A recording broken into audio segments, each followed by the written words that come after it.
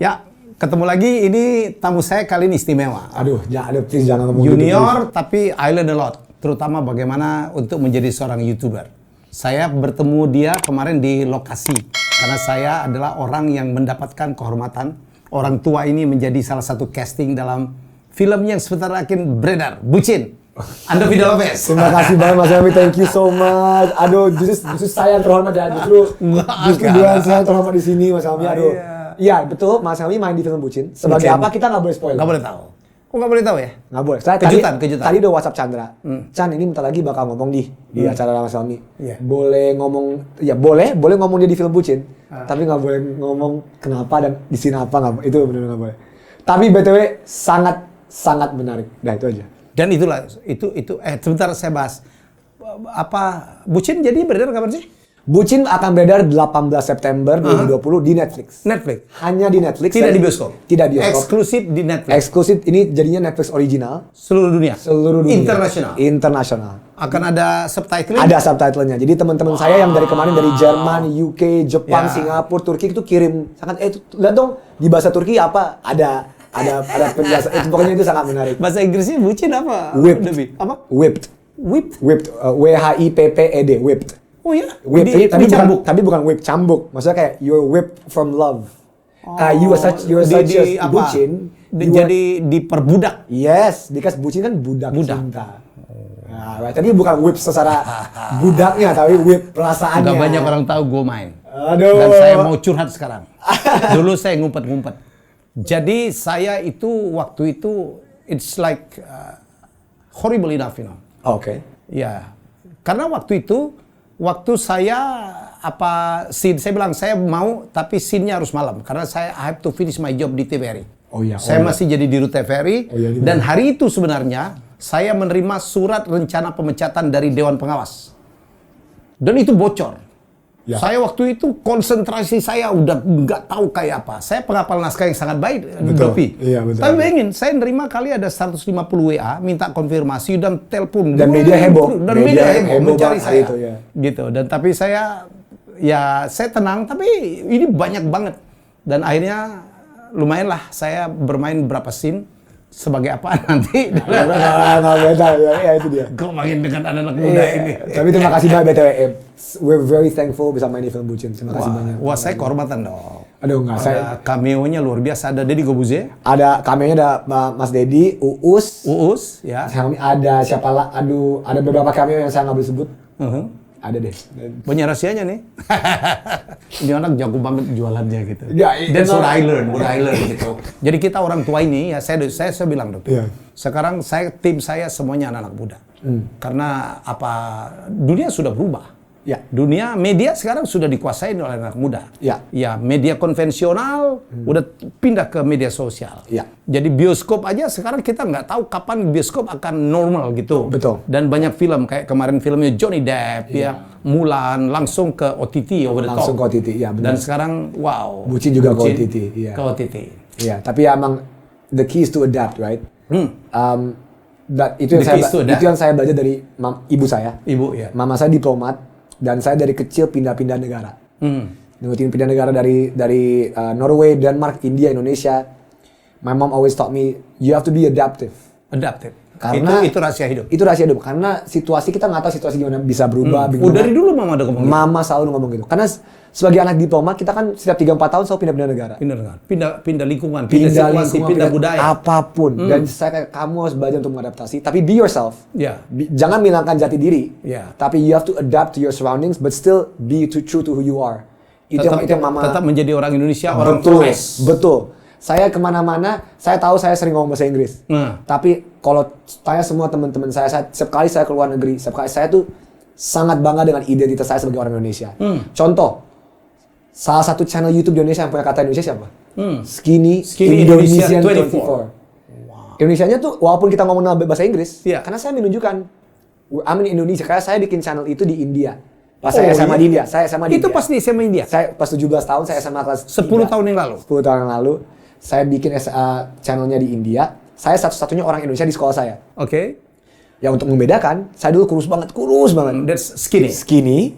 Jovi yang manggil skinny? Enggak, semua orang dunia manggil saya Andovi you're so skinny. Dulu saya kayak 42 kilo. Saya benar-benar kurus. Kayak ada video saya zaman dulu kalau bisa lihat kurus banget Mas Helmi. Kurus banget. Terus skinny Indonesian. 24 karena rest in peace Kobe Bryant. Wow. 24 karena jadi Kobe Bryant. Jadi 24-nya untuk Kobe Bryant karena saya adalah fans nomor 1. Saya ngomong sekarang di kamera. Saya fans nomor 1 Kobe Bryant. Waduh, jadi pas dia meninggal kemarin, You cry. saya bikin gathering, malam itu langsung gathering. Oh, iya? Saya langsung bilang, semuanya ngumpul di home court basketball. Kan dia meninggal pagi di Indonesia. Iya. Di Indonesia pagi. Iya. Saya langsung bikin Instagram, Instastory, Instapost. Untuk pencinta basket, pencinta Kobe Bryant, kita ngumpul sekarang main. Itu datang ratusan orang. Langsung benar-benar on the same day. Untuk Dovi, seorang Kobe Bryant, tidak ada cacatnya? Kobe Bryant ada cacatnya. Bagi yang tahu sejarah Kobe Bryant, Ya. pasti tahu dia pernah. Tapi saya melihat dia bukan dari segi personal life ya, tapi dari mentalitas yang dia bawa di basketball court. An achievement. Yes. Achievement gini. People are gonna fail in life. Ya. Tapi yang saya baca dari Kobe adalah ketika dia main basket, he put in the hard work. Hashtag Mamba mentality lah. Ya, mau mentality. Di mana the dream is not the destination. The dream is the process how you get there. Right? Ketika lu mencintai proses, we don't have to be the richest people, we don't have to be the most successful people. Tapi if you know you've put your all, your hard work. Dan itu totalitas itu yang saya belajar dari Kobe Bryant. Dan itu bukan cuma di dunia basket. Kalau di basket saya mamba mental, tapi di dunia asli juga. Saya sadar kayak kita harus mamba mentality, kita harus bekerja keras sesuai dengan apa yang kita punya dan kita nggak boleh slacking off.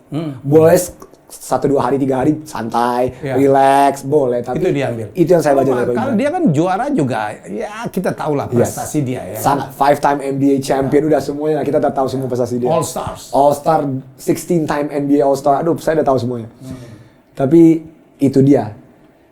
Itu makanya dan saya kalau generasi Mas Helmi kan pasti Michael Jordan, Magic Johnson. Yes. Pasti. Karena Yes. itu pasti Larry Bird. That's my era. That's your era. Larry Bird di atasnya. Saya setuju kalau MJ is the greatest of all time. Yeah. Michael Jordan emang selama main basket emang achievementnya lebih banyak. Yeah. 6 rings, everything, scoring title, everything. Tapi saya hidup di generasi Kobe. Ya. Sama seperti anak sekarang hidup di generasi LeBron, Stephen Curry. Kok jadi ngomongin basket ya? Padahal kita nggak apa-apa, aman, santai. We learn a lot from basketball, so many philosophy, banyak sekali Betul. filosofinya. Saya cuma baca. Saya pengagum Kobe tapi bukan yang 100%. Betul. Di saya tuh nomor 1 tuh MJ. MJ pasti ya. Ya, saya dulu nggak melihat ada cacat, terakhir ada cacat juga. Masalah keluarga. Oh iya. Dia Personal life lah, lebih ke personal life. Ya, I gitu, understand. ya. Tapi itu bagian yang ini ya. Kemudian juga Kobe, saya baca Kobe Andovi pernah melihat apa yang dikritik orang terhadap seorang Kobe Bryant? Yes. Apalagi ada kasusnya tahun 2004 bersama istrinya. Saya sangat tahu kasusnya di Denver, Colorado. Oke, and the other one? The other one, which one? There's many. With Shaquille? Oh iya, Kobe dan Shaq tahu. Nah, itu yang saya suka dengan Kobe dan Shaq. Ya. Mereka menunjukkan mereka kan sempat sebelum Kobe meninggal, setelah dia pensiun, mereka sempat rekonsiliasi kan. Kobe dan Shaq sempat ngobrol. Rujuk lagi. Dan di interview mereka ngomong, we didn't like each other. Tapi diakui Kobe dan Shaq. Tapi we know we have one goal, which is to win a championship. Ya. Dan mereka 3 kali berturut-turut, tahun 2000, tahun 2001, tahun 2002, 2004 kalah lagi di final lawan Detroit. Mereka ngomong, we didn't like each other, tapi when we step on the basketball court, We are one. Nah, itu yang, ada yang ambil sisi LeBron. Kalau LeBron kan sama teman-temannya, sama Dwayne Wade, Chris Bosh, Kyrie Irving nggak terlalu, Kevin Love. LeBron lebih kayak, yuk main yuk. LeBron is a very teammate person. Yeah, very teammate person. Sedangkan MJ sama Kobe, MJ nonjok Steve Kerr. Yeah. MJ Michael Jordan was very famous untuk sangat tidak baik dengan teammate-teammate-nya. You know the story lah, Scottie Pippen gitu-gituin. Itu pun ketahuan setelah kita nonton Last Dance. Iya, bahkan sebelum Last Dance, if you know basketball, you know Michael Jordan emang orang paling keras. Kayak, if you don't wanna win, you're not in my level gitu. Ya. Nah itu dibawa ke Kobe. Dan dia akan, Kobe di catatan dia adalah orang yang tidak respect orang yang lebih tua, terutama kepada Shaquille, but he has reason. Tapi has his reasons, ya. Karena menurut Kobe, Shaq lazy. Karena Shaq secara talenta, secara atletis, dia tuh 7'1", most dominant center of all time. Tapi Kobe ngomong, kok lu nggak pernah latihan? Gue latihan 6 jam setiap hari, lu nggak pernah. Nah itu yang Kobe nggak ngerti. Kalau gue jadi lu, gue latihan. Tapi kata Shaq, gue ngapain latihan? Gue udah setalenta ini. Nah itu yang bikin mereka bantu terus. Tapi pas Kobe meninggal, satu orang paling sedih adalah Shaquille. Shaquille sampai I cannot believe my brother is gone. Saya pernah wawancarain Shaquille di Grand Hyatt. Dah. Saya malas dah. Saya udah kalau ngomong saya pernah wawancara Shaquille di Grand Hyatt. Tahun, saya lupa. Tapi he's not a nice person. Oh, he's very. Okay. Now, did you interview setelah dia menang di Lakers atau sebelum dia menang? Oh, dia belum menang di Lakers. Dia belum ada champion. Oh, belum ada champion. Saya pernah wawancara Karim Jabbar, the champion. Saya pernah wawancarain Magic Johnson 3 kali. Ya, Clyde Drexler dan so on. Dan begitu saya wawancarain Shaquille di sini dan dia didn't respect me. Kayak gimana sih?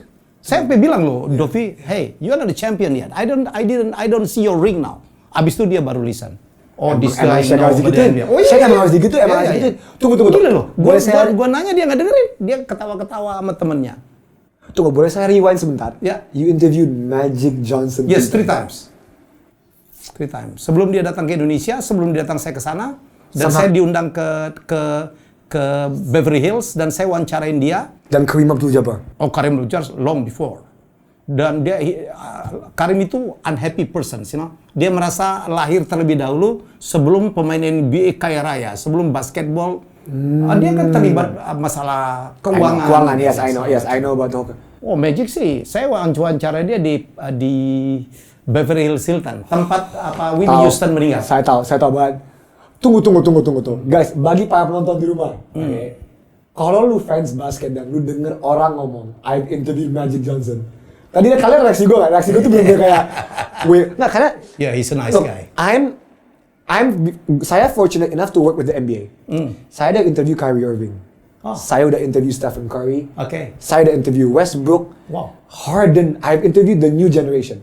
James Harden. Tapi orang-orang itu belum level Magic Johnson tuh itu 3 times. Itu dan hebatnya setelah saya ketemu di Amerika dan begitu di Indonesia dia main dulu kan? Dalam Asrama, saya wawancarain dia di Pacific and he mentioned my name. Hey, Mr. Yahya, and dia hug saya walaupun saya kan HIV. Iya kayak zaman dulu ya benar. Walaupun kita ternyata HIV sih aman-aman aja. Wow. Guys, karena nih Indonesia tuh negara bola. Saya mau kasih analogi biar orang mengerti. Magic Johnson tuh ibaratnya Diego Maradona. Bisa dibilang. Karena di era yang sama, Magic itu ibaratnya kalau Pele lebih tua lagi. Magic Johnson tuh kayak ada Magic Jordan, ada Magic Johnson. Itu mereka tuh se-level. Oke, basket. Sorry ya, maaf. Jadi ada apa sih kok katanya mau ninggalin YouTube? Waduh, langsung gitu. Ini mungkin Dovi udah ngomong di mana-mana tapi saya mau mendengar dari mulut Dovi sendiri. Jadi gini. Kan ini dunia yang membesarkan. Betul. Lopez bersaudara. Betul. Jadi seperti yang Mas Helmy udah ngomong, saya udah ngomong ini di mana-mana. Di channel sendiri, di podcast Om Deddy, di podcast Radit. I really mean this when I say this. Saya nggak bercanda ya. Bukan dalam rangka setting. No. Justru I've said many times. If I could have quit YouTube, I would have quit a year ago. Tapi kenapa I stay until next year? Karena I owe it to the fans that watched me. Kalau secara pribadi, saya mau quit dari tahun lalu ketika saya bikin Prabowo vs Jokowi. Prabowo vs Jokowi adalah epic rap battle 48 juta views. Itu gila. Itu yang saya bikin. Tapi saya tuh orangnya bisa dibilang bodoh. Kenapa saya bodoh? Saya benar-benar mendengarkan kata hati. Hati saya udah nggak kayak dulu lagi di YouTube.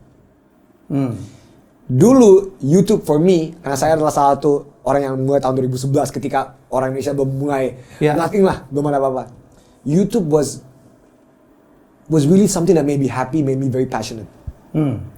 Dan sebagai orang kreatif, pasti saya sama-sama mengerti orang kreatif. If your heart is not into it, what's the point? Dan kenapa makin ke-trigger? Tahun lalu bapak saya meninggal. Almarhum papa, rest in peace, Timotheus Polikarpus Tegalopes, I love you. Pas papa meninggal, kayak I realize kayak you know, I'm 26. Papa mati pas 25. I realize that hidup itu sangat-sangat singkat. Dan ketika Kobe meninggal, idola saya ini, bayangin, bapak saya meninggal in the same year. Nggak sih nih, 2019, 2020 kan Kobe meninggal 2020. Di awal tahun 2020 Kobe meninggal Juni 26. Ketika bapak saya meninggal Juli 29 dan Kobe meninggal Januari 26, my life changed, Mas Ami. Karena I was like, you know what, I wanna do what makes me happy. Apakah berarti YouTube nggak membuat saya bahagia? YouTube membuat saya super bahagia. Itu pertanyaan semua orang. YouTube membuat saya super. You make saya dapat duit dari YouTube. Saya dapat teman, saya everything. You got everything, ya. Right. Tapi ibarat saya kok selalu kasih analogi, YouTube for me it's like my passion and career. Orang kerja 10 tahun di bank, orang kerja 10 tahun di manager position in a law firm, whatever. Sometimes people just want to move on. Kehilangan passion tiba-tiba. But you're still young, though. I'm still young, tapi passion gue dalam creating, it's still there. I know. Terlihat dari YouTube Got Talent. You still make it gitu. I'm still ada making orang, gue udah habis nih, udah selesai. Dan tiba-tiba quit. Misalnya, viewernya turun, dan orang mulai saya justru mau you were on top. Nah, justru karena itu, saya sangat terambil inspirasi dari Kobe, dari diri saya sendiri. Kobe went out on top, 60-point game. 60-point game, boom, he's out. Tapi bukan lebih ke went out on topnya. Saya, kalau di bahasa Inggrisnya, I want to go out in my own terms. I don't want people to tell me when to go out. I don't want the viewership to tell me. I don't want saya nggak mau faktor eksternal nih. Saya mau, gua yang memulai milih YouTube. Gua yang harus mengakhiri. Gua yang mengakhiri. Dan itu menurut saya ini decision. Walaupun kemarin YouTube Got Talent 10 juta trending. Saya masih banyak orang ngomongkan, "Bang, ini YouTube Got Talent masih ini." Iya, gila. Video habis itu kado untuk Indonesia 3 juta views, ini masih gini. It's not about the views. For me it's never been about the views. Saya mulai YouTube nggak pernah karena views. Saya mulai YouTube karena saya ingin berkreasi. And because you love it. Yeah, because I love it. Dan kenapa saya keluar YouTube ya, doesn't matter how many views I get. Saya tetap mau berkarya in many other ways. I know. Right? Bukan berarti saya quit YouTube, saya tidak berkreasi lagi. Yeah. Ada banyak venue lah. Dunia ini bukan cuma YouTube. Right? Saya nggak ngomong platformnya ya. Maksudnya orang bisa berkreasi, nulis buku, mahat patung, apa kayak. Jadinya ada platform lain. Iya. Jangan dibocorin. Nggak tahu ya, tapi whether or not there's new challenge. It's a new challenge. Dan in a new platform. Iya. Yes. Dan apakah mungkin ini keputusan terbodoh di hidup saya? Mungkin. Tapi it's my decision. Tapi itu keputusan gue. Adakah keinginan bahwa Lopez, terutama the younger Lopez, kepengen start yang orang lain belum masuk? Seperti? Ya, kan dulu kan you start pada saat pernah baca buku Blue Ocean Strategy? Oh, belum. Ya, jadi Blue Ocean Strategy itu kalau hidup itu harus mencari Blue Ocean. Jadi kita masuk pada saat persaingannya belum berdarah-darah. Sekarang kan di YouTube berdarah-darah. Sekarang udah semua orang bisa YouTube. Iya, emang. Apalagi saya termasuk orang banyak dulu kan orang-orang tua nggak masuk YouTube. Iya, gitu. betul. Begitu saya berhasil tuh banyak banget tuh. Banyak banget orang tiba-tiba, Helmi aja bisa. Jujur ya, gue jujur. Pas Mas Helmi bikin gini, I was very surprised. Karena loh, di mata saya, di mata Ando Vida Lopez, jujur aja. Jujur, you are a senior in this world. Yes. Di dunia entertainment, you are di atas banget. Yeah. Ketika kita anak muda lihat, tuh Mas Helmi mau main YouTube, we like forgive my language, we like holy shit, kita kayak sementara anak muda udah mau quit. Iya. Makanya padahal saya aja yang mulai di YouTube mau quit. Pas ambil masa kayak wow. Padahal just as you said, kompetisi makin gila kayak. Tapi justru what is your impression? Jujur aja. Impression pada gue saat kayak saya masuk YouTube. There's two things. Wow, ini pertama gue bingung, jujur. Saya bingung masalah. Saya kayak ini kenapa ya? Why? Karena in my hands you already have everything. Yeah. Right? Tapi kedua, saya kagum karena berarti apa? Your passion in creating itu nggak berhenti. Whether it's TV, whether it's reporting, whether it's your passion in creating, it's still there. You got it.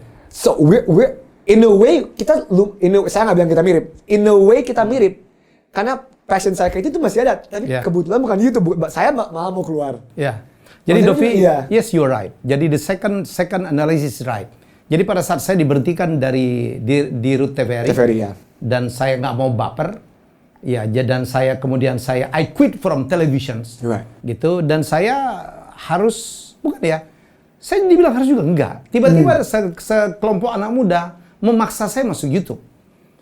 Saya gamang gila lu gue setua ini. I don't know. TV and YouTube itu ada dua dunia yang berbeda banget. Orang-orang nggak mungkin tiba-tiba. Lu jangan ngaku. Saya sekarang, saya teman-teman TV saya yang jago-jago kan sekarang banyak teman-teman TV yang jago-jago. Sekarang sorry banget. Sekarang kan agak nganggur nih karena slow down television. Mereka diskusi sama saya. Saya bilang jangan lu pikir lu jago di dunia TV. Lu bisa jago di dunia TV. Ya, itu dua yang berbeda. Itu permainan kameranya berbeda. Nggak bisa tuh namanya produksi harus gini. Nggak ada. Kadang-kadang soleh-solihun cuma satu iPhone aja tanpa tripod itu bisa. Itu benar banget. Itu yang walaupun saya quit YouTube, walaupun saya ada banyak hal dari YouTube yang saya nggak suka ya. Banyak saya udah sebutin sama kakak saya banyak hal. Tapi what I like from YouTube is YouTube itu selalu memberi authenticity. Yes, itu yang authenticity and differentiation. Betul. Whether you like it or not, itu masalah beda. Saya nggak setuju dengan banyak orang content creator. Atau siapapun yang saya banyak yang nggak setuju dengan konten mereka. Tapi saya ngakuin itu ada authenticity mereka. Jadi kalau back to me, jadi begitu saya dipaksa, ya udah deh saya coba. Jadi ada segerompol anak yang nggak muda juga, orang-orang TV, Mas Helmi.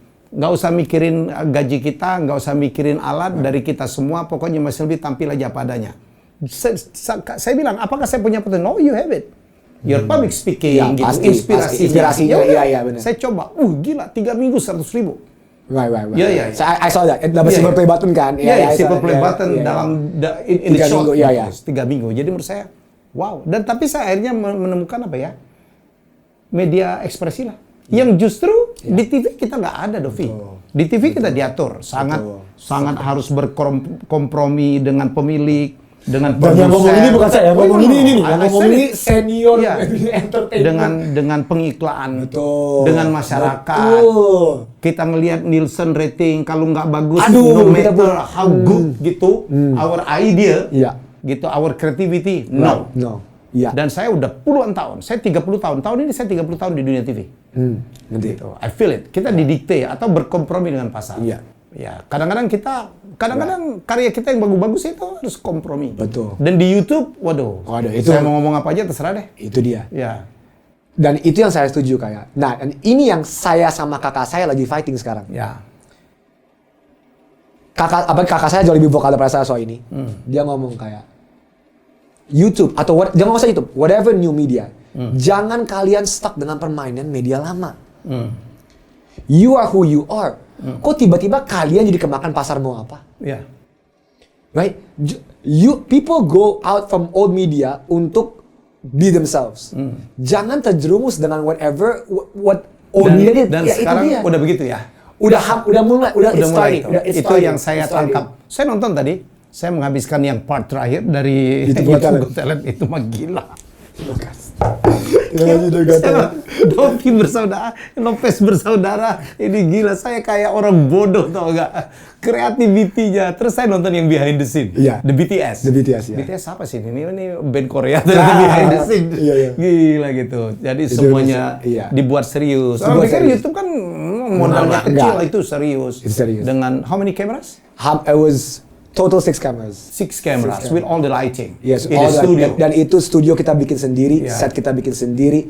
Dan saya tekankan ya, tidak ada duit sponsor dari sama siapapun. Karena mana ada sponsor berani. Dan teman-teman YouTuber semua respect you dan they participate. Nggak perlu dibayar. Nggak, kita cuma kasih makan, minum. Itu enaknya di komunitas YouTuber begitulah. Itu dia. Dan kita keluarin duit sendiri, kayak kenapa? Saling support ya. Duit kita nggak balik, justru kita rugi. Terus kita rugi. Saya nggak mau. Berapa orang krunya? Aduh, berapa dah lah? Banyak lah. 30? Puluhan, 20-an lah. Nggak termasuk tim skinny ya. Karena ada tim skinny, ada tim art, ada tim, ada semua rame, 20-an, 30-an lah. 20-an. Iya. Jadi Ya, dan itu semua kita bayar semua. Dan nggak murah, saya tahu banget. Berapa hari produksi? 2 hari. 2 hari produksi. Pre-production kita berapa sebulan kali ada sebulan. Dan saya lihat tuh plotnya detail ya. Sangat sampai kita proses editing, post pro kita benar-benar ikut. Jadi kita menunjukkan kalau look, YouTube tuh bisa yang pegang kamera, bisa, tapi itu juga bisa kayak gini loh. Ya bisa kayak gini lah, bisa serius. Bisa serius. Ya, tapi dengan penonton 10 juta AdSense-nya. Tetap aja percaya sama gua, nggak balik modal guys, nggak balik modal. Mahal banget. Hah? Mahal banget. Tapi emang kita di sini tujuan kita mau bukan sengaja. Tujuan kita lo gini loh. Nih sebelum kita keluar YouTube, nih. Tapi daripada saya sama kakak saya duduk dan ngobrol, ini salah nih YouTube gini. Kita tunjukin, biar lu mikir sendiri. Lu mikir sendiri aja. Terserah kalau lu nggak setuju. Itu saya nonton itu kayak ditampar-tampar ya. Itu satirnya gila ya.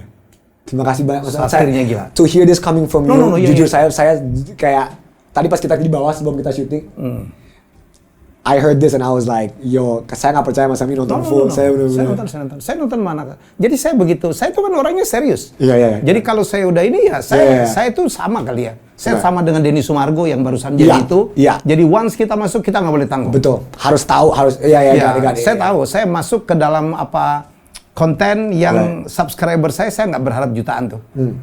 Gitu. Walaupun going up. Ya, pasti. Udah 430 Congratulations, in 5 months. Congratulations gitu. Jadi ada konten saya yang 1 juta, 2 juta dengan Mardigu 3,4 juta gitu. Menurut saya, wow, saya juga itu mengagetkan untuk saya. Sudahlah, saya bermain saya tidak mungkin yang kamu buka semua tuh. Ada yang mainin prank, ada yang mainin menjual tubuh, ada yang mainin setting-settingan. Betul.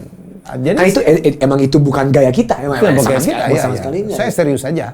Jadi kalaupun saya ngundang anak-anak muda, I learn. Saya ngundang I mean it gitu. Understand. Saya jadi untuk YouTube dunia yang baru. I'm a rookie. Right. Oh, that's my senior. Aduh. Ini super aneh guys. Please ini jangan please. Halo. I'm senior. Gue pelajari semua loh. Chandra ngomong apa, Eric ngomong apa, Jesse ngomong apa, wow, saya belajarin David gadgetin gitu segala macam. Wah, gila. Karena emang jadi Mas Ami, saya tuh selalu ngomong kayak for the first time in our history, the people are given power to what they want to create. Yes. Now. Tentu dengan kebebasan itu harus ada tanggung jawabnya. Betul. Saya sangat setuju. Itu moral story yang YouTube Got Talent. Yes. Indahnya YouTube adalah kebebasan. Buruknya YouTube adalah kebebasan. It's double-edged sword. Yes. Double-edged sword ini. Pedang bermata dua. Saya berharap YouTube sebagai gatekeeper, dan saya udah ngomong ini ke orang-orang YouTube sendiri. Mereka tahu kok. Saya tuh orang nggak komplain aja. Saya udah ngomong sama orang-orang yang punya power di YouTube, di Google, Corporation Google. Kayak harus ada pembatasan. Bukan pembatasan. Saya orang yang paling menjunjung tinggi freedom of speech. Paling tinggi kebebasan berkarya apa-apa. Tapi be careful. Saya cuma ngomong be careful. Karena ketika ada banyak aktor dan ketika saya ngomong aktor adalah pelaku ya. Ketika banyak pelaku yang masuk, it's weird. It's weird karena apakah saya mau YouTube diregulasi? Tidak. Jelas-jelas tidak. Saya adalah purist. Kalau soal ini saya nggak mau. Tapi bagaimana cara kita menyadarkan para pelaku untuk, hey, Anda ada beban moral loh, Anda tanggung jawab. Ini yang menurut saya nggak tahu jawabannya. Ini adalah the $1 billion question. Itu yang Lopez bersaudara sampaikan di YouTube Got Talent. Itu yang saya sama Kak Jo kayak. Be responsible. Ngomong itu, aduh. Right. Tuh, saya ada satu bagian di mana Uus itu sengaja swearing. Orang kira apaan sih Andovi? Kok lu taruh dia ngomong dia ngomong kata-kata itu kan? Padahal orang harus tahu. Alat kelamin. Padahal orang harus tahu. Kebun binatang. Kita bikin Uus ngomong kayak gitu bukan karena emang kita. Itu ada konteksnya. Ada konteks bahwa yang ingin disampaikan. Indonesia. Ketika lu ngomong gini bebas, tapi lihat tuh juri-jurinya, gue suka. Itu kan satir. Ketika saya ngomong, oh Uus lu jenius, itu bukan Andovi Lopez ngomong Uus lu jenius. Dan netizen. Uus juga tahu gini, ketika orang masuk konten Uus dan Uus ngomong kata-kata kasar, ada konteksnya. Maksud saya apa? Kata-kata kasar yang disebutkan oleh Uus ketika orang udah masuk channel dia, orang mengerti, oh ini ranah dia nih. Iya. Uus emang kontennya begini. Dia selalu ngomong, siap-siap konten gue emang kayak gini. Right? At least Uus ngomong duluan. Right? And that's why I love Uus. Uus is very real. Yang saya harap adalah penonton kita juga dewasa enough to understand this. Cannot. Cannot. Nah, tapi yang ini yang saya sama Kayu selalu ngomong, sampai kapan kita harus selalu bilang cannot? Ya, itu adalah karena waduh, kamu kayak gini, saya baca nih. Ya. Saya belajar banyak waktu saya ngundang Panji kemari, Ya. Mas Helmi udahlah, komen-komen gak usah dibaca. Kadang-kadang menyakitkan. Sangat menyakitkan komen-komen. Jadi menyakitkan gitu. Jadi kita tidak mungkin berharap mereka akan belajar gitu, nggak mungkin. Pasti ada bagian. Kita berharap very minority. Ya. Tapi tetap ada yang begitu tuh. Ya. Orang yang mencari salah, melihat ada yang negatif, semua dikomentarin gitu. Nah, tapi bedanya ya kalau di TV, TV itu aturan KPI-nya tuh jelas tuh. Ya. Kalau nggak boleh ngomong ini, nggak boleh memarginalkan orang, nggak boleh adegan ini, nggak boleh ada orang yang merokok. Mereka mengatur lagi di jam tayang bahwa ini tidak boleh di bawah jam sekian karena ada anak-anak yang harus diprotek. Mereka ada batasan umur. Betul. Ya semua umur dengan orang tua ya yang kayak di film lah. Di YouTube kan nggak bisa. Karena anytime anywhere. Dan yang nonton itu anak-anak termasuk anybody. Itu yang saya bilang, aduh, kitalah akhirnya ya sebagai konten kreator paling pelaku. Tolong dong yang nonton kita itu bukan segmen kita aja loh. Ngerti. Dan itu yang saya mau again agree 100%. Ya. Tapi saya juga sebagai pelaku kreatif. Ya. Saya nggak mau dibataskan. Tahu. Tapi kita juga harus tahu gini. Setuju banget. Gini, kita kalau mau ngomong hal-hal yang memang tanda kutip kontroversial. Misalnya masalah A yang ada yang setuju ada yang nggak setuju. Menurut saya tuh gini. How do we present it? Yes. How? Ada cara mempresent sesuatu yang kontroversial dengan taste, dengan tidak dengan taste. Nah, ini yang harus dipelajari. Misalnya apa sih hal yang kontroversial sekarang? Apa sih sebutin hal kontroversial sekarang apa ya? Yang bisa saya sebut apa ya? Saya lagi bingung apa ya? Oh, anjay. Oke, anjay deh. Gini. Sebenarnya dia juga salah. Kalau anjay deh. But you get my point, right? You get my point. Misalnya kita ngomong sesuatu ya RUU PKS, let's just say RUU PKS. Banyak yang pro, banyak yang kontra. Tapi apakah saya mau KPI atau siapapun badan yang ngomong kayak, lu nggak boleh ngomong RUU PKS? Ya nggak boleh. Nggak boleh. Iya, kita setuju. Kita setuju ya. Bagaimana cara kita ngobrol soal RUU PKS itu? How to present it? Iya, itu yang saya fight, saya sama Haji itu saya selalu fighting gitu. Setuju.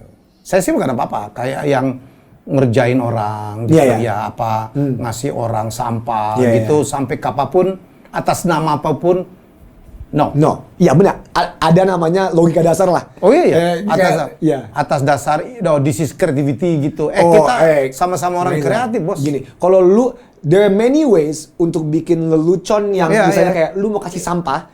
Let's just say otak lu kreatif nih, misalnya nih. Gue mau kasih sampah. Biar ada orang gitu. Walaupun gue nggak setuju dan lu mau, kan lu bisa kasih ke temen deket lu yang mengerti lu siapa. Bukan ke orang yang lagi butuh makan. Ngerti gak? There are ways to kasih sampah. Ini analogi Ferdian Paleka, ini analoginya ya. There are ways to kasih sampah tanpa menyakiti orang. Ya, setuju saya. Itu yang saya bertanggung jawab tuh. Itu. And look, people are gonna make mistakes. I've made mistakes. I've made mistakes in my YouTube career. Tapi the point is you have to learn from your mistakes. Itu dong. Lu, ketika saya belajar dari mistake saya, oke. Nah, perbedaannya adalah orang yang sekali salah tapi nggak belajar. Nah, itu dah.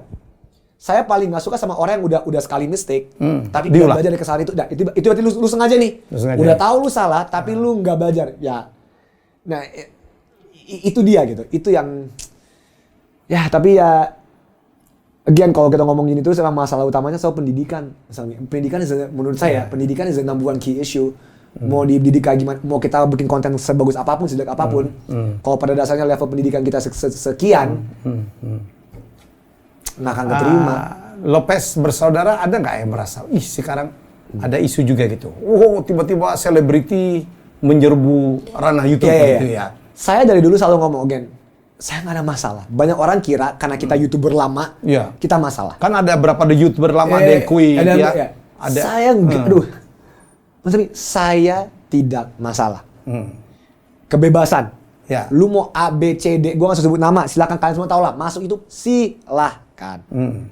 Yang saya permasalahkan adalah ketika mereka membawa, silakan lu membawa pasar dulu, terserah, soal pasar nggak apa-apa. Yang saya mempermasalahkan adalah YouTube in its early philosophy itu adalah to give the voiceless a voice. A voiceless a voice. To give the voiceless. Saya tuh siapa sih Mas Almi? Saya nggak siapa-siapa loh. Saya tahun 2000, saya nggak ada orang-orang di dunia entertainment. Saya nggak tahu siapa-siapa di dunia TV. I was a kid in India yang pengen bikin video. Right. YouTube and its philosophy is to give that. Nah, apakah saya ngomong berarti tidak ada lagi orang yang voiceless yang naik? Ada. Tapi nggak kayak dulu Mas Almi. Nih, no offense to you, no offense to me. Bagaimana cara, karena saya dari NTT, saya dari Flores. Bagaimana cara anak NTT yang di Maumere, dengan infrastrukturnya yang sedemikian, bisa fighting sama orang yang punya 3 kameramen, 3 kamera itu. Udah nggak balance gamenya. Orang bakal ngomong, Andovi hidup tuh nggak adil. Pasti gitu. Saya mengerti hidup nggak adil. Hidup emang ada, tapi adalah tanggung jawab kita yang ada di posisi atas untuk memberi keadilan sebisa mungkin ke mereka yang di posisi bawah. Dan itu tugas YouTube. Saya udah ngomong ini ke orang-orang YouTube. Saya nggak ngomong ke pelakunya. Pelakunya terserah lu mau bikin prank ini, terserah, gue nggak peduli. Tapi the people who are gini.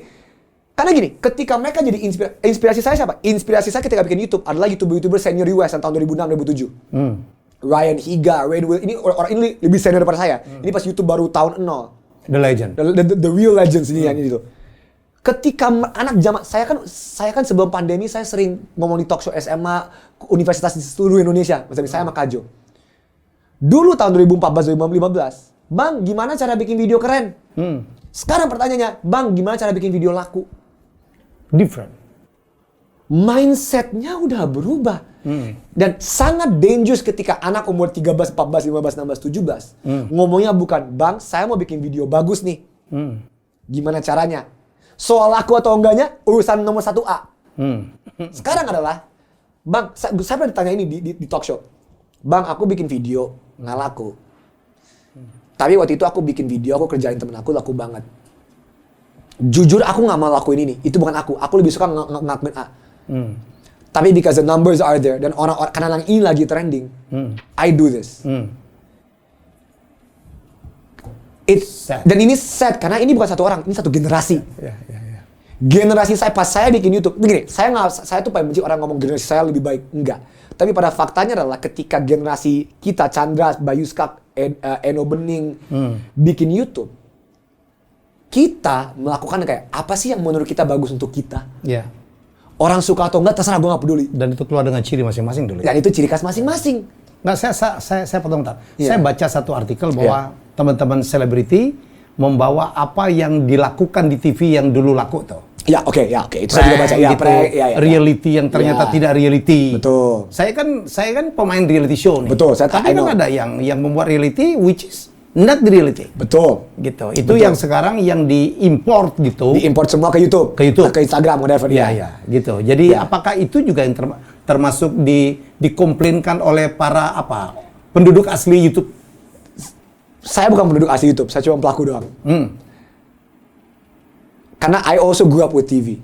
Ini banyak orang. Saya 26 tahun. Saya adalah di umur di mana I grew up with TV. Betul pas umur teenage saya udah pergi. Gini, prank itu dari dulu udah ada. Udah ada. Reality show, dari dulu udah ada. Ada ya. Right. Masalahnya ketika lu membawa format apapun itu ke YouTube, nggak masalah. Nggak masalah. There's nothing wrong with that. Harapan saya adalah lu jangan bawa plak-plakan saja dengan harapan kayak, oh yaudah Ini cara mainnya. Ini loh. Karena kalau gitu penonton kita kapan udah gimana ya? There's a simbolisme. Tinggal pindahin aja kan? Iya. Kayak apakah itu salah? Enggak. Jadi banyak orang ngomong berarti kalau lu nggak suka berarti lu itu nggak benar. Enggak. Itu yang banyak orang kayak ngomong, Novi lu quit itu karena lu nggak suka.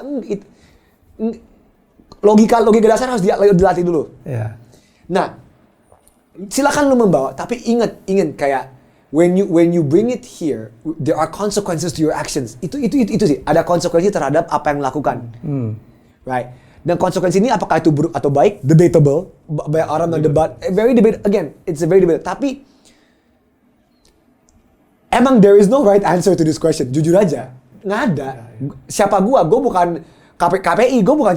Jadi sebenarnya benang merahnya Dopi, sah-sah aja siapa. Sah-sah aja. Karena nggak semua selebriti masuk ke YouTube juga sukses. Betul. Iya, betul. Hanya ada beberapa doang yang bisa sukses. Iya. Ada yang jumlah subscribernya di bawah 1.000 gitu. Iya, ada juga. Jadi itu dan YouTube itu hebatnya. Itu tempat yang nobody pun bisa menjadi somebody. Iya. Yang saya bilang, saya suka banget. Give the voiceless a voice. Give the voiceless a voice. Iya. Dengan media yang bisa sangat canggih, bisa juga sangat murah. Right, itu dia. Ya, dan mereka melakukannya anytime, anywhere. Ya, itu dia. Cuman ya tetap menurut saya sih pertanggungjawaban itu. Bahwa apa yang kita create, apa message yang kita sampaikan dalam platform apapun kita punya tanggung jawab. Betul. Dan jangan membatasi creativity. Iya. Tapi apakah sekali dua kali bakal ada konten-konten kayak bagi sampah? Itu pasti gini. In every system bakal ada flaw. Every system bakal ada orang yang udah pasti. Yang penting bagaimana we learn. Bagaimana we learn dan bagaimana cara kita meminimalisir flaw-flaw itu. Itu aja sih. Itu aja. Kayak banyak kok YouTuber yang voiceless yang nggak punya yang dulunya voiceless yang punya voice, generasi sekarang banyak. Tapi udah nggak kayak dulu lagi. Itu yang nggak ada masalah lu punya 3. Saya punya tim kru sekarang. Saya dulu sendiri ngedit sendiri, semua syuting sendiri. Sekarang saya punya kru karena saya belajar, saya level up lah. Saya juga level up, nggak mungkin kita ngerekam dulu sendiri terus. Yeah. Tapi kalau saya mulai 2020, belum tentu saya bisa sukses. Karena ketika saya mulai, it was just me and 8 other people, ngerti kan? Saya agak nekat ya. Iya, emang nekat. Emang itu super nekat. Tapi itu dia kayak last point di poin ini. Sebab kalau mau bicara hal lain boleh. Maksudnya last point soal YouTube dan ini. Pada intinya kalau kita tarik secara filosofis, menurut saya bukan filsuf. What is YouTube? YouTube is democratizing information and entertainment. Dulu the power itu di hold sama RCTI, SCTV, Trans, whatever, sama beberapa orang doang. Sama 9, 10, or however many. Sekarang the power is given to the people. Spread out. Right, it's spread out to the people. Saya suka banget demokratisasi entertainment dan informasi. Nah, itu super bagus, tapi tentu dengan itu pasti ada problem-problem sendiri yang akan keluar dari itu.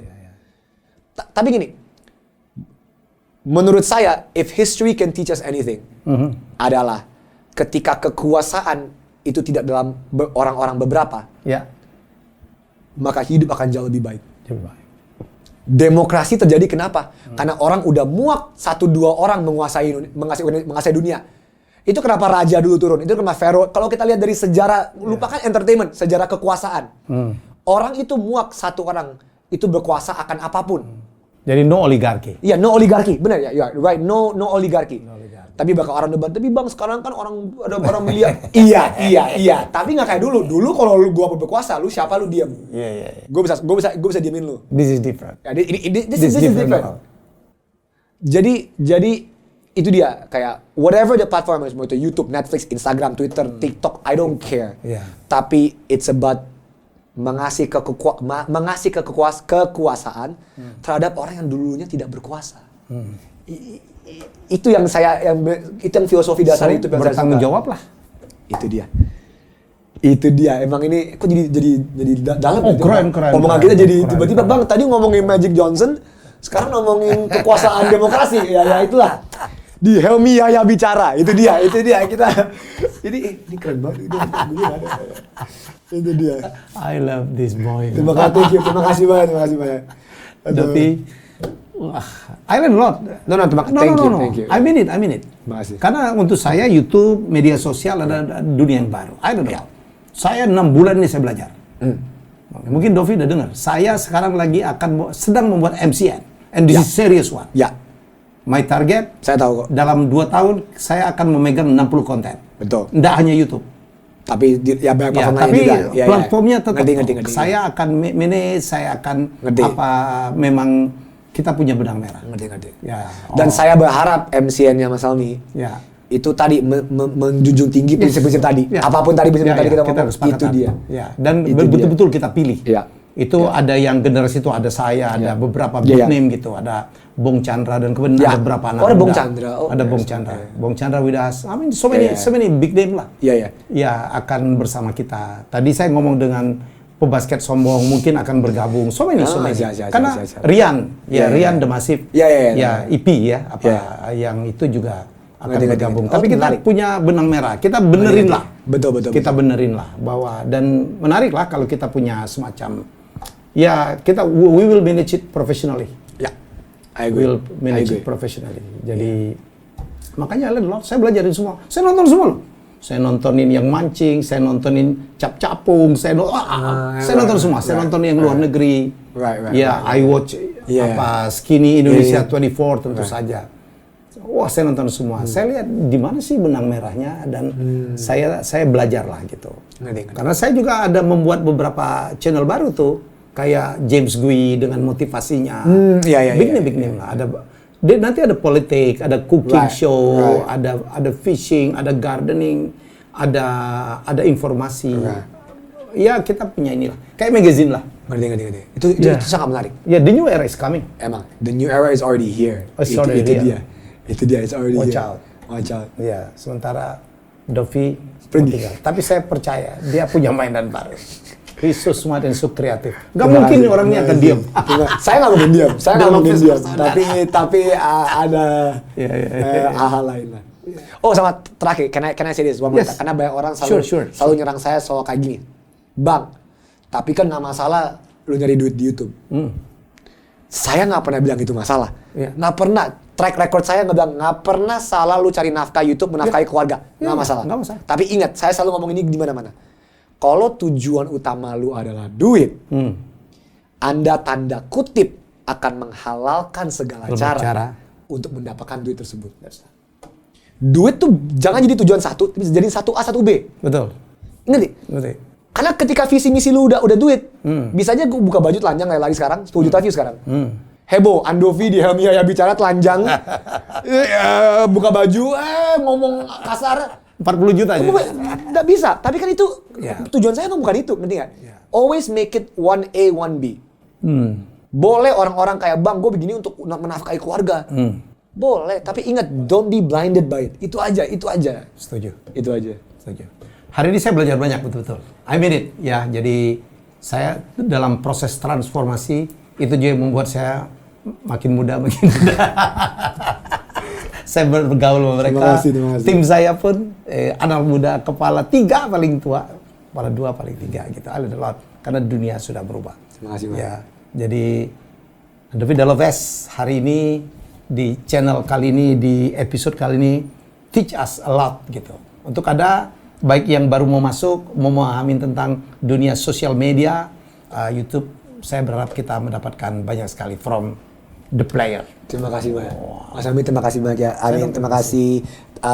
Terakhir jangan lupa nonton film Bucin di bioskop. Promo terus. Di bioskop, di Netflix. Dan saya anjurkan Anda, kalau Anda mau belajar banyak tentang dunia YouTube, tonton YouTube Got Talent. Ini merupakan karya-karya terakhir dari Skinny Indonesia 24. Ini karya-karya terakhir sebelum kita pergi. It's very good. Ya, kita jumpa lagi dalam acara selanjutnya. Bye.